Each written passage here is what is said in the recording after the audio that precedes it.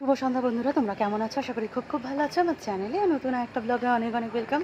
তো সন্ধ্যাবেলা দিয়ে ব্লগটা স্টার্ট করলাম, এখন আর সকাল থেকে করাই হয় না। তো এখন যাচ্ছি ঠাকুর বায়না দিতে। আজকের মনে হচ্ছে পূজা একদম এসে গেছে। দুদিন আগে আমাদের পূজার মিটিং হয়েছে, নতুন বডি ফর্ম হয়েছে, আর আজকে যাচ্ছি ঠাকুর বায়না দিতে। তো বায়না দেওয়ার থেকেও আজকের আমরা এবছর একটা নতুন জিনিস ভেবেছি, নতুন ভাবনায় আমরা নিজেদের রাঙিয়ে নেওয়ার চেষ্টা করছি। সেটা হচ্ছে আমাদের ইচ্ছা আছে এবছর ঠাকুরটা আমাদের যে প্যান্ডেলে, সেই প্যান্ডেলেই বানানো হবে। তো আজকে যাচ্ছি কথা বলতে, যদি সেটা সম্ভব হয় খুব ভালো, না হলে ঠাকুর বায়না দিয়ে চলে আসবো। যেমন আমরা প্রতি বছর গিয়ে মাকে পঞ্চমী চতুর্থীর দিন গিয়ে নিয়ে আসি, সেটাই হবে। চলো দেখতে থাকো, সাথে থেকো। সবাই ক্লাবে সময় মতো পৌঁছে গেছি, এবার আমরা বেরিয়ে পড়বো। আর আমরা প্রায় 12-13 জন মিলে যাচ্ছি। 3টে গাড়ি যাচ্ছে, সুমন্তদার গাড়ি, বিশ্বদার গাড়ি, সজলের গাড়ি। যথারীতি ঠাকুর বায়না দিতে আমি কোনোবারই যাই না, ঠাকুর আনতেই আমি যাই। এবার ভাই যাচ্ছে ফার্স্ট টাইম, তাই ভাইয়ের জন্য আমিও যাচ্ছি। আমার যাওয়ার কোনো প্ল্যানই ছিল না, হঠাৎ করে প্ল্যান করে বেরিয়ে পড়লাম। যাওয়ার কথা ছিল সুরবিদির, কিন্তু সুরবিদির দুর্ভাগ্যবশত হঠাৎ অসুস্থ হয়ে পড়ে এবং হসপিটালে ভর্তি আছে, তার জন্য সুরবিদি যেতে পারলো না। খুবই খারাপ লাগছে সুরবিদির জন্যে। তো আপাতত পৌঁছে গেছি আমরা এদিকে। এখনো আরেকটা গাড়ি এসে পৌঁছায়নি, আমাদের 2টো গাড়ি চলে এসেছে। আর রাজা বাইক নিয়ে আসছে। আজকে রাজাকে ফোন করে আমার জানানোর কথা মনেই ছিল না, বেচারা। আমরা বেরিয়ে এসেছি সায়েন্স সিটি পর্যন্ত, তখনও ফোন করেছে। তো ওকে বাইক নিয়ে আসতে বললাম। হ্যাঁ এখন ঢুকে গেছে, আমি তো মনে হলো আমাদের পিছনে আছে।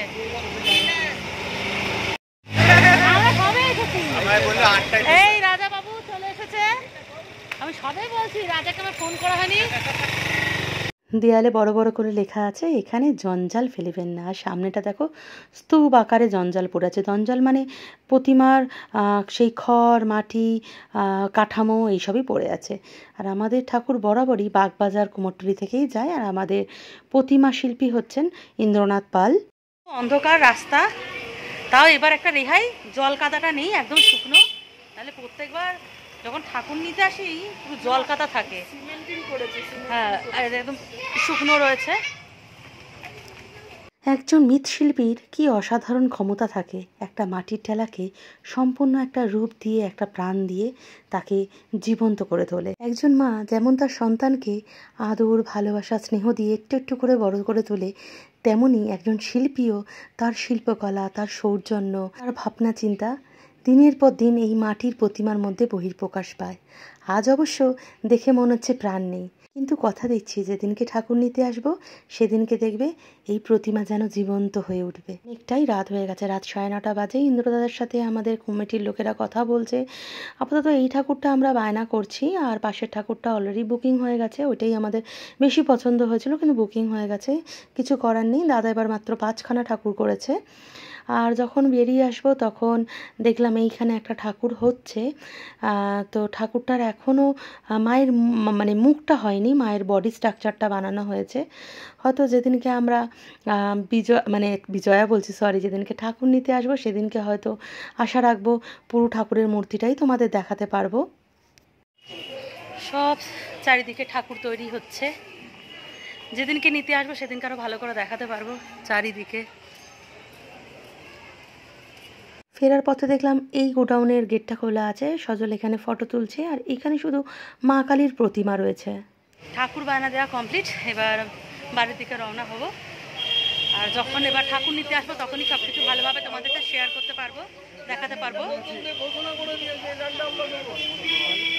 ছিলাম 4 চাকায়, আর এখন যাচ্ছি রাজার সাথে বাইকে করে চলে যাচ্ছি।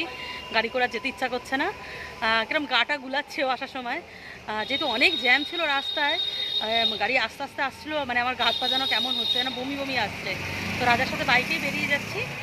আর বেশি কিছু দেখানোই হলো না, কারণ পুরো অন্ধকার। অনেকগুলো যে ভিতরে যে যায় ঠাকুর তৈরি করে সেসব জায়গা দেখলাম লক করা আছে। এখানে তো অনেক ঠাকুর তৈরি হয়, তো এক একটা শিল্পের এক একটা গোডাউন, সেই গোডাউনগুলো পুরো তালা লাগানো। ইন্দুদার কাছে আসবো যেহেতু, ইন্দুদার ওইটা খোলা ছিল। আর আস্তে আস্তে অনেকটাই দেরি হয়ে গেছিলো, প্রায় 8:30টার বেশি বেঁচে গেছিলো, অলরেডি সব তালা পড়ে গেছে। আর ভেবেছিলাম বাগবাজারে এসেছি, বাগবাজারে গিয়ে লালুগুলোর ঘুগনি খাবো বাগবাজার ঘাটে, সেটাও আর হলো না, কিছুই করতে পারলাম না। এখন বাড়ি ফিরে যাচ্ছি। তো বাগবাজার সার্বজনীন দুর্গোৎসবের পাশ দিয়ে ক্রস করতে গিয়ে দেখি লালটু কেবিন খোলা আছে।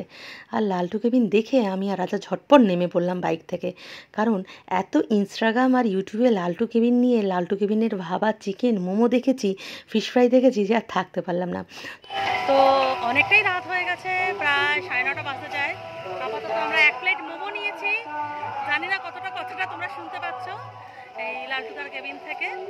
আগে মোমোটা টেস্ট করবো। আপাতত রাজা খেয়ে বলছে তো ভীষণ ভালো, রাজার ভালো লেগেছে।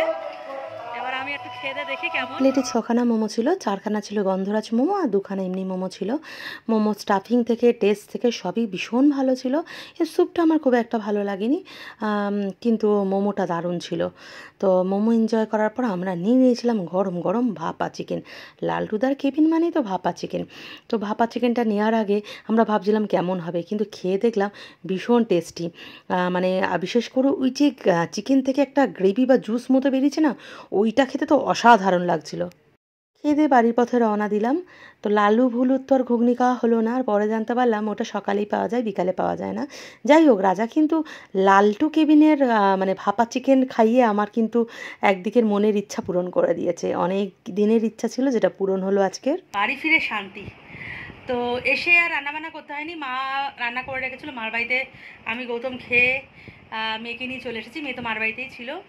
মেয়েকে যেতে বলেছিলাম অনেক করে, কিছুতেই যেতে চাইলো না। প্রথমে বলে হ্যাঁ যাবো, পরে যেতে চাইনি। আর আমার আর রাজার রাস্তায় প্রবলেম হয়ে গেছিলো। আমরা তো লালটু কেবিনে খেয়েছি, খেয়ে দিয়ে একটা ভুল করে অন্য গলি ধরে ফেলেছিলাম। মানে মেন রাস্তা থেকে শর্টকাট যাবো বলে একটা অন্য গলি, সেটা আমার জন্যই হয়েছে। আমি বললাম এই গলি দিয়েই যাওয়া যায়, ব্যাস। তারপরে সেই গুগল ম্যাপ দেখে দেখে আমরা চলে গেছিলাম রাজাবাজারে। সেই রাজাবাজারে তো আজকে যেহেতু মহরম, সে সাংঘাতিক ভিড়, সেই ভিড় ঠিড় ঠেলে ওই গুগল ম্যাপ দেখে দেখে ট্যাংরা হয়ে তপসিয়া হয়ে তারপর বাইপাস ধরে মানে বাড়ি মানে কি ক্লাবে তারপর একটু বসে আড্ডা টাড্ডা মারলাম, মেরে আর তারপরে মার বাড়ি খেয়ে দিয়ে ঘরে ফিরলাম। যাই হোক, ওভারঅল বেশ ভালো লাগলো। কিন্তু যদি একটু আগে যেতাম তাহলে আরও যে মানে যেগুলো শিল্পীগুলো থাকে, ওই কুমোরটুলি অনেক শিল্পী, তো প্রত্যেকের যে ডেরাগুলো আছে সেইখানে গিয়ে প্রত্যেকের যে ছাঁচে ঠাকুর তৈরি করে সেগুলো তোমাদের সাথে শেয়ার করতে পারতাম। সেটা হয়তো যেদিনকে ঠাকুর আনতে যাবো সেদিনকেই শেয়ার করতে পারবো।